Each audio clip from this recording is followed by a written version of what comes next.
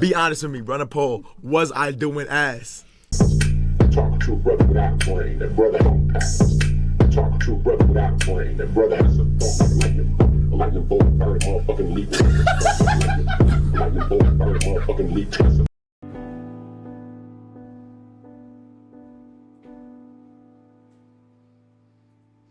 I don't know where to go from there, though. What's up, YouTube? It's Kayhon, aka Kayhon puts you on, and today we are talking about Twitch being a music hub, or the music hub of Twitch. Either one, whichever way you like it. Pause on that. But before we get into this, as always, if y'all like the content, hit me with a like and subscribe. Check out my other videos. I got so many other videos on this channel, and that's about it. Also, I'll talk about that again. As always, if you like the content, hit me with a like and subscribe. But let's get into this. So basically, if you don't know, which you should, if you're on YouTube, you definitely know, but Twitch is like it's the main streaming service for everything. For video games, for IRL content, for mukbangs, damn near, for basketball. Like, if you want to stream somewhere, you're going on to Twitch. Like, you're going to stream on Twitch. And many places have this. YouTube is another streaming service. Kick is another streaming service, and they don't really have as big of an audience as Twitch, just because Twitch kind of started this all, made streaming kind of this big thing, and other platforms hadn't got on there yet. So Twitch is kind of the biggest one. And I think because of that, we're starting to see a growth in many different areas. I mean, gaming is now like, and I think this is largely a part of streaming, but esports is like in the Olympics. Esports is in the Olympics. And it's because video games are so accessible, and streaming has just made it just the forefront of everything. And with this streaming, video games, which was like the main thing back in the day, we now have different forms of content. IRL being one of the biggest ones. We have people like Sketch, who just blew up. Queso plays games. He doesn't really do IRL. The new FaZe, like, they all do IRL content. And one of these FaZe people, his name is, I think, Playboy Max, or Max. They call him Max. I don't really know his name. Plaqueboy Max or whatever. He's gonna be a main person that we really talk about in this video. And he kind of brought to my attention, like, wow, this music thing on Twitch is really becoming massive. And I just want to talk about initially how I got into it, before the FaZe squad, before everybody. Because in my eyes, streaming music wasn't really that big of a thing. It really wasn't, and especially around the time when I first started, like, producing, making music. Bro, you'd get in there, there'd be like 200 people, like 200 viewers on the music part of Twitch, or maybe like 2,000, or maybe like 4,000. But that's not a lot in comparison to a lot of these other genres. And so there really wasn't a market for it. There really wasn't a popularity for it, because not a lot of people, unless you like are that guy, want to see you stream. Like, they don't want to see you stream making music. Like, that's really boring. We don't know how good you are. We don't know who you are. And that's just a long-winded process. However, around maybe like 2020, I think, during COVID, Kenny Beats started streaming. wait. Like, don't like no. That sings talk. We need more. How you doing? You need to get the how you doing. If you don't know Kenny Beats, he has so much good music that he's produced. He's a massive producer, huge. Has, I think, damn near Grammys at this point, at least nominations for sure. And Kenny Beats, during COVID, was like, all right, I just want to make music. From that, he started to build like a very big community, a community that still exists today. And he hasn't even streamed in like 2 years, which is sad and depressing. And with this community that he built, he started doing beat battles on Twitch. He started doing like different producer events, which like the beat battles are a part of. He started having artists on, making music while he's there. He had like Zach Fox, Vince Staples. Mr. Ramona Park. We call him Mr. Netflix now. Someone said Vinny. Don't call him Vinny. We didn't say Vinny was on the list. Vinny was not on the list. That was not on the list. Kenny Beats kind of became this person showing all this music and introducing Twitch to what the music hub or music space could really be. if bigger artists, bigger producers started streaming. We've seen T-Pain start streaming. So I do want to do that.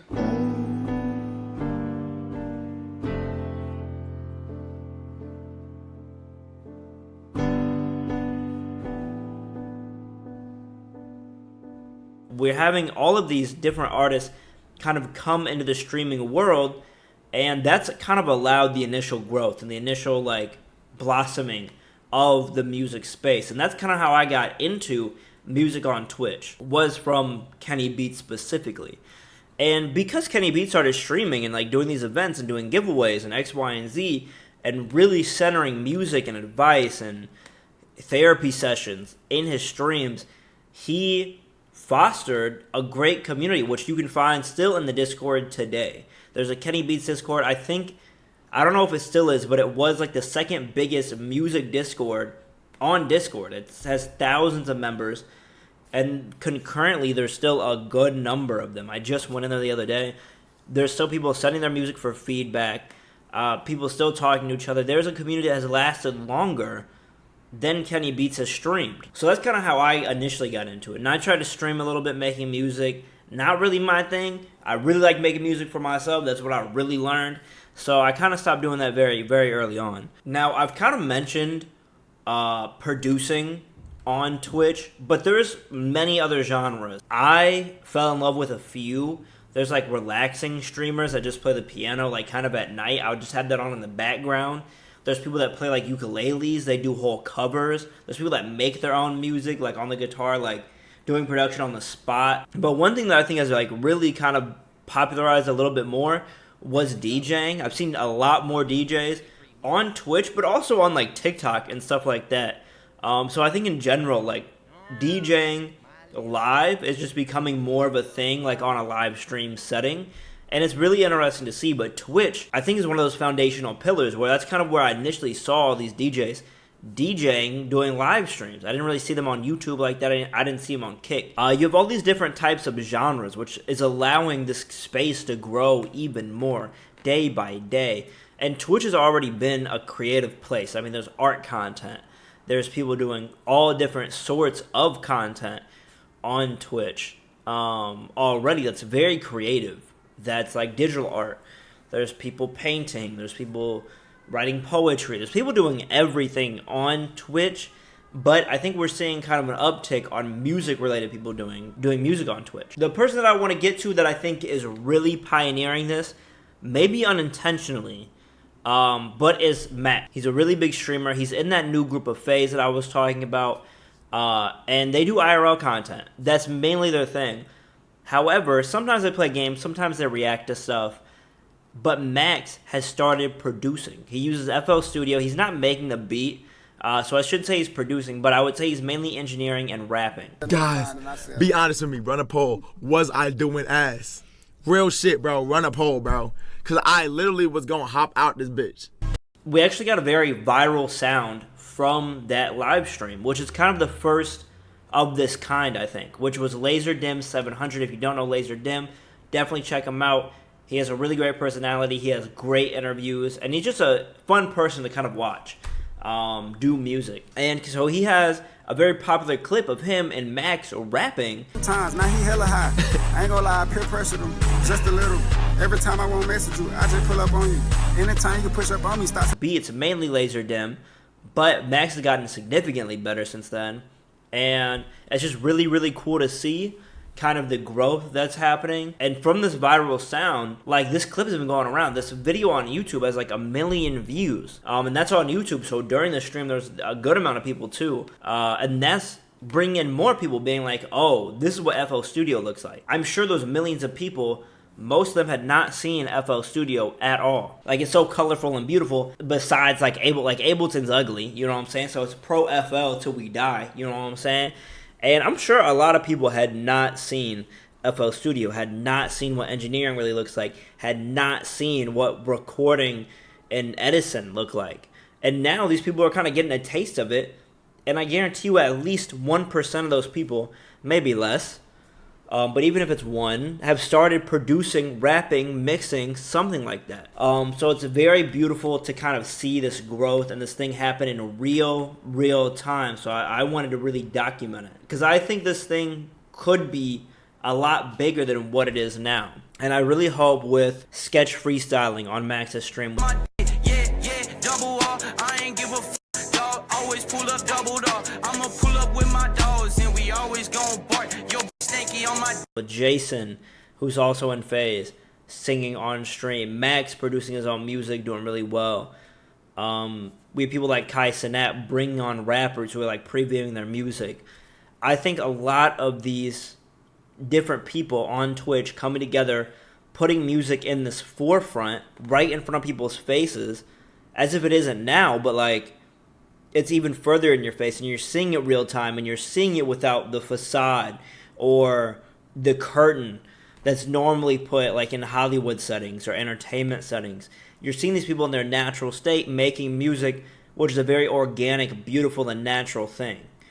I think even in that video, Laser Dim kind of mumbled a lot of the parts, and they cut it out, and he redid it, and he was punching in. And that's probably the first time a lot of people heard the term punching in. Because a lot of people are watching Max for his IRL content. They're not really watching for music. They're watching more so for Max. But because Max really likes making music and likes doing all these things, you get to see him kind of introducing all these topics to his fans who maybe have never heard of these things. Even promoting Laser Dim himself. Like, that's very huge. Like, he's also doing that. So it's just really beautiful to see. It's great to see. Yeah, that's pretty much what I have envisioned in my mind. I think Twitch can be a place where large-scale producers outside of like T-Pain or Kenny Beats can hop on there and produce. I would love to see Pharrell hop on there and just produce. Or Cash Cobain just hop on there and produce something. That would be beautiful. And it'd be kind of cool to like be able to build these communities off producers. I think the music industry can kind of feel like a closed door space. It can kind of be hard, especially if you're not in these right cities, to get yourself out there, to find new people that have the similar interests, that are like trying to make music just like you. And that was really a confidence builder for me with the Kenny Beats streams, is I found people like, we maybe live in different cities, we may live in different states, different countries, but I can come to the chat, I can come to the Discord and be like, oh, okay, we all like music. We all want to make music. So I think it's really beautiful to see, and I really have just an overall thankfulness for Kenny Beats himself. So I want to thank Kenny Beats publicly here, because that was huge for me, for sure. But as always, that's pretty much it for what I want to talk about in this video. As always, thank you guys for watching. The last video almost is at 1,000 views, so that's huge. We're almost at 1,000. The video essays have been doing really well, so I want to kind of pump more of these out, at least 2 per week. I'm trying to get this out by Friday of this week, so the 26th. Hopefully, we'll see. I think I'll be able to get it out, though. But as always, thank you guys for tuning in. I love you guys and appreciate you guys so much. Peace out. Be smooth.